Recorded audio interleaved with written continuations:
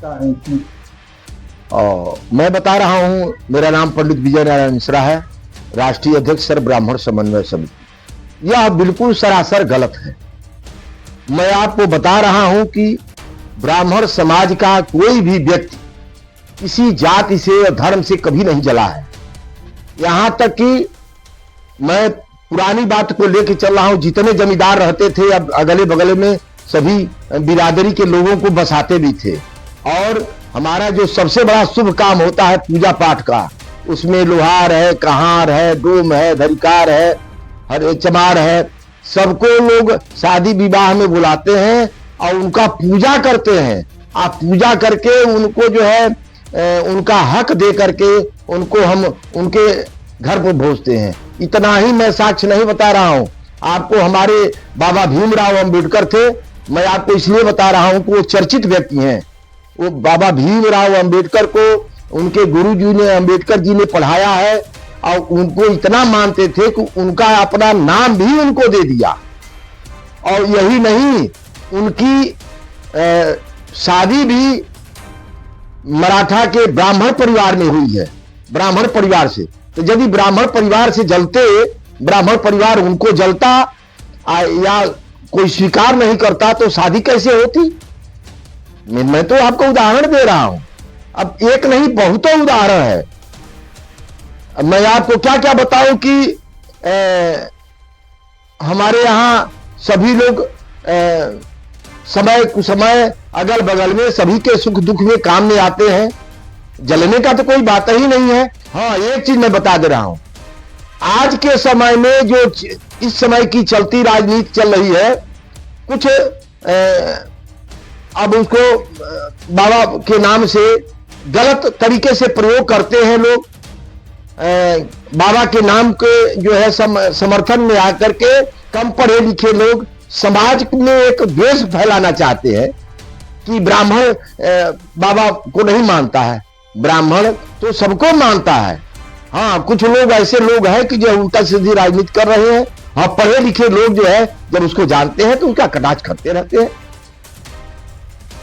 ब्राह्मण कभी बाबा साहब से नहीं जला, ब्राह्मण किसी जाति से नहीं जला है। ब्राह्मण सबके साथ रहा है, आज भी है, कल भी रहेगा। धन्यवाद। मेरे भाई, मैं ओम नारायण पांडे सबसे पहले आपके चैनल को धन्यवाद देता हूं। और इस टाइप का जो लोग आरोप लगाते हैं वो सभी के सभी लोग अज्ञानी हैं। उन लोगों को पता नहीं है कि बाबा साहब कितने बड़े दूरदर्शी थे, कितने बड़े समाज सुधारक थे, कितने बड़े सर्व समाज को वह एक साथ लेकर के चलने वाले थे। और जो विश्व स्तर का आदमी होता है वह किसी से द्वेष, जलन और ईर्ष्या कभी नहीं रखता है।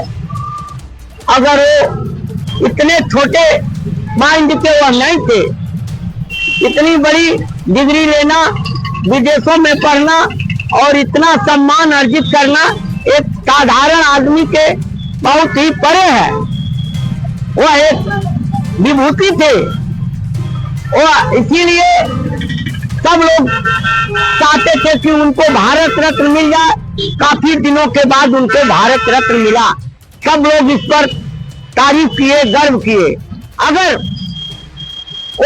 ब्राह्मण से जलते तो एक हमारे पास बहुत ही ये नमूना है कि वह है अपने गुरु का कितना वो सम्मान करते थे। मैं बताना चाहता हूं कि वह अपने नाम के साथ अपने गुरु जी का टाइटल जोड़ा अंबेडकर। अंबेडकर जी बाबा साहब के गुरु जी हुआ करते थे और उनको शिक्षा देते थे। और उनके सम्मान में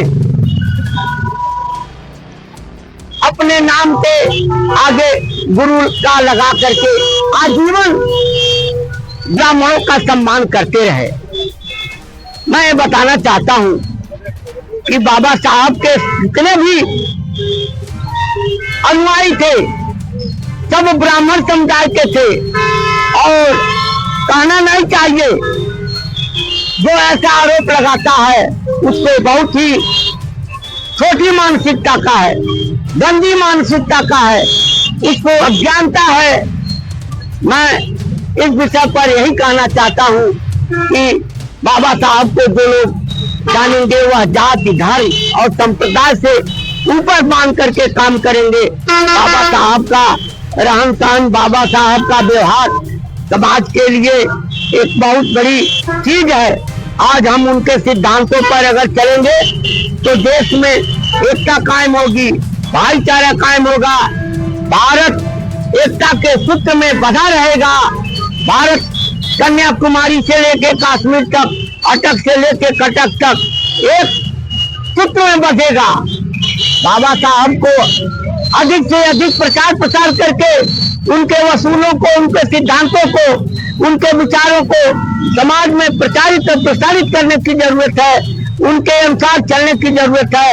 मैं इन्हीं शब्दों के साथ ब्राह्मण समाज को, जो लोग ऐसा सोचते हैं, उनको अपने विचारों पर लगाम लगाना चाहिए और बाबा साहब के सिद्धांतों को मानते हुए, देश की एकता और अखंडता में विश्वास करते हुए बाबा साहब के शुरू पर चलने की, समझ लीजिए कि कोशिश करनी चाहिए। यही समझदारी है, यही विद्वता है।